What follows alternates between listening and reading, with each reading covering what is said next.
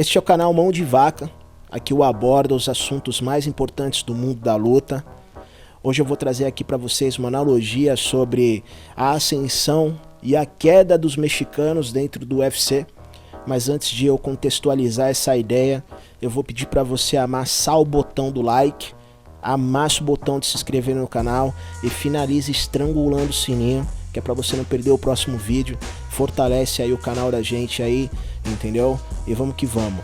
Pois é, os mexicanos começaram um ano fazendo um excelente campeonato, já com o Brandon Moreno levando o cinturão pro México em janeiro, uma luta no Brasil que aconteceu no Brasil contra o Deiveson Figueiredo, né? E já em fevereiro o Yair Rodrigues recebeu aquela grande bolada para lutar pelo cinturão interino contra o Josh Emmett e também levou esse cinturão para casa. E em março, outra mexicana, Alexa Grasso, a gatinha, lutou contra a Valentina e também conseguiu levar o cinturão. Então aí você já tem 3 cinturões para o mesmo país em 3 meses, entendeu? Uma loucura, entendeu? Eles quase tiveram, né? Quase não, tiveram a oportunidade de tentar um 4º campeonato em junho, né? A Irene Aldana foi convocada para poder suprir o buraco que a Juliana Pena deixou no evento, né? E lutou pelo cinturão, entendeu? Então ali também foi uma oportunidade que o México teve de levar um 4º cinturão. E com isso a gente vê que realmente o UFC está fazendo todo o esforço que eles podem fazer para poder elevar os mexicanos dentro do UFC, né? E eu vou falar o porquê. O UFC está montando um PI no México, né? Ainda não começou, mas já está em andamento esse projeto. Muito se fala disso, Dana White sempre fala disso em todas as coletivas de imprensa, que eles querem montar um PI. Se você não sabe o que é um PI, é como se fosse um centro de alto rendimento do UFC, entendeu? Eles querem fazer esse projeto no México para poder popularizar o esporte e tudo mais. Então, obviamente, para eles é interessante ter vários campeões mexicanos para poder movimentar esse mercado dentro do México. Eu, particularmente, não estava comprando esse barulho, né? Dá para ver que a mídia estava forçando demais esse assunto de que os mexicanos iam dominar o UFC, a onda mexicana e tudo mais.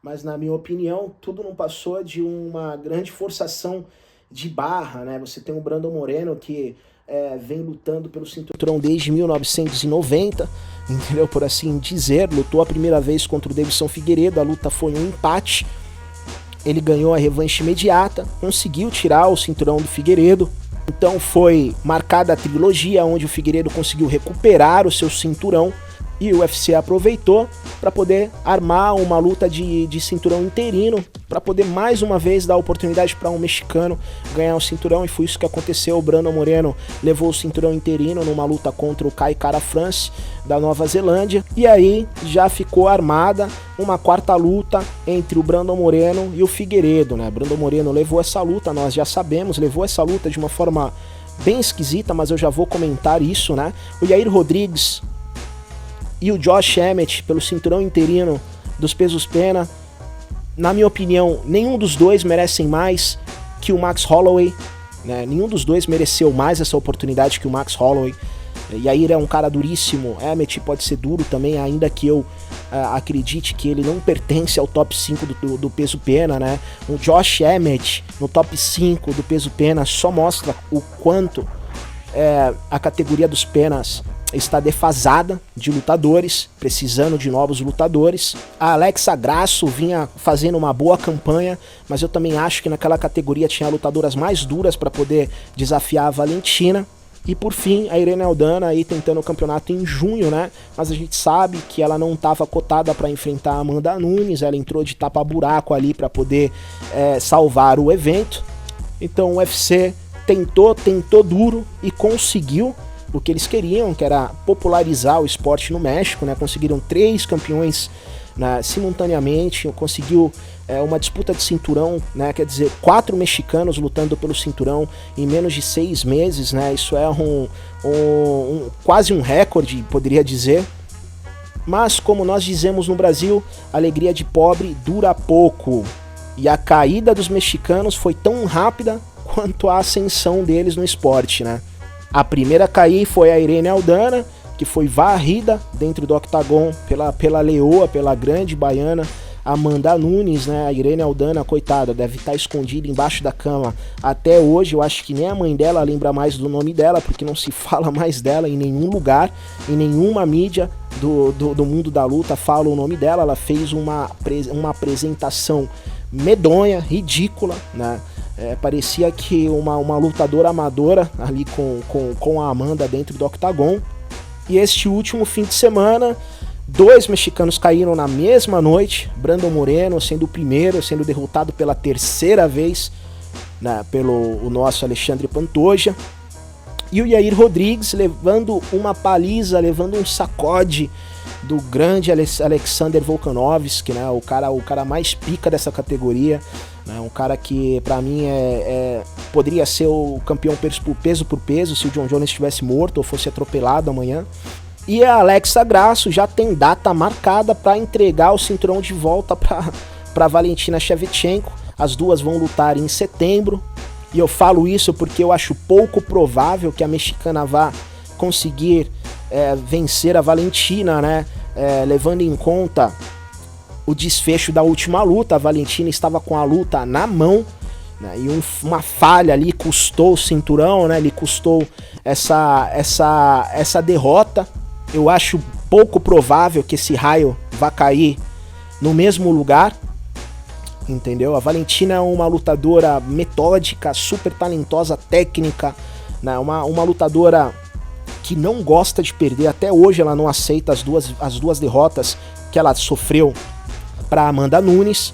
Então eu tenho certeza que ela vai vir com muita sede de vingança, com muito revanchismo para essa luta, né? Ainda mais agora que a Amanda Nunes deixou o UFC, se aposentou e deixou esse buraco, esse vazio, né, existencial nas categorias femininas, né? Então a grande lutadora cotada para ser a próxima estrela, a próxima face of the company é a Valentina Shevchenko, e ela sabe disso, pois o UFC não mediu forças e já marcou a luta para ela em seguida. Só foi a Amanda se aposentar que eles mostraram uma certa urgência para poder marcar essa luta entre a Valentina e a Alexa Grasso, e até agora o UFC ainda não marcou uma luta pro peso galo, né? Então tudo indica que eles têm planos para Valentina até no peso galo. Eu vou fazer um vídeo separado para falar sobre isso aqui também. Meu palpite é que os mexicanos ficarão sem nenhum cinturão até setembro, mas isso não significa que o UFC tenha feito um mau negócio, né? Já que eles já conseguiram 3 campeões, já conseguiram fazer as promoções, né, o marketing que eles queriam fazer. Obviamente seria muito melhor se esses lutadores tivessem se perpetuado, né, como campeões, mas já é alguma coisa você ter 3 campeões ali para poder mostrar para o México, olha como os mexicanos estão, né, se dando bem dentro desse esporte. Mas é aquele ditado, não adianta forçar a barra, entendeu?